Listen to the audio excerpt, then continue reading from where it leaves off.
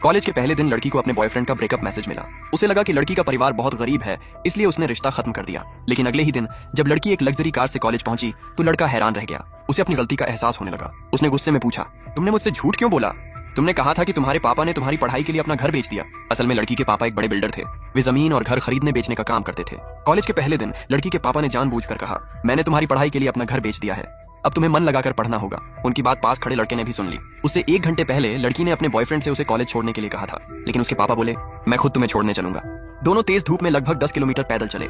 चलते चलते लड़की के पापा बोले, मुझे बहुत प्यास लगी है, चलो आइसक्रीम खाते हैं। फिर हंसकर बोले, तुम्हारी मम्मी मुझे आइसक्रीम खाने ही नहीं देती।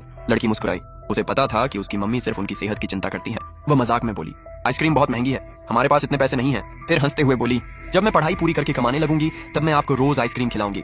उसी समय उसका बॉयफ्रेंड वहां कार लेकर पहुंच गया। उसने उनकी सारी बातें सुन ली। उसे लगा कि लड़की का परिवार इतना गरीब है कि आइसक्रीम भी नहीं खरीद सकता। उसने दोनों को कार में बैठा लिया और कहा, आज मैं आइसक्रीम खिलाता हूँ। लड़की के पापा किसी तरह कार में बैठे। फिर उन्होंने धीरे से बेटी से कहा, मैं पहली बार इतनी छोटी और सस्ती कार में बैठा हूँ, पैर फैलाने की भी जगह नहीं है।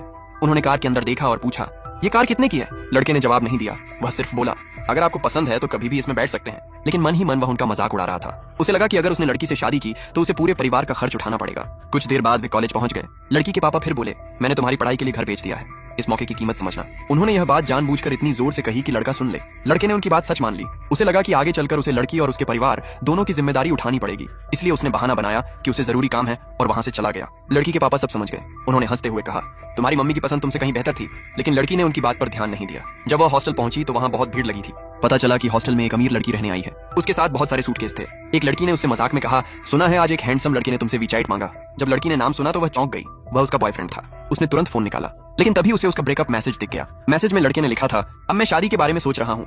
आज तुम्हारे पापा से मिलने के बाद मुझे लगा कि मैं गांव की लड़की से शादी नहीं कर सकता। अब लड़की को उसकी असली सोच समझ आ गई। उसने बिना बहस किए रिश्ता खत्म कर दिया। अगले दिन कैंटीन में वही अमीर लड़की जानबूझकर उसे टकरा गई। लड़की के हाथ का सूप उसके कपड़ों पर गिर गया। वह गुस्से में बोली, ये ड्रेस बहुत महंगी है, तुम इसकी कीमत कभी नहीं दे सकती। तभी लड़की का एक्स बॉयफ्रेंड वहां आ गया। वह उस अमीर लड़की के साथ खड़ा हो गया। उसने कहा, हमारा ब्रेकअप हो चुका है, उसे परेशान करना बंद करो। तभी लड़की ने उस अमीर लड़की का नाम सुना।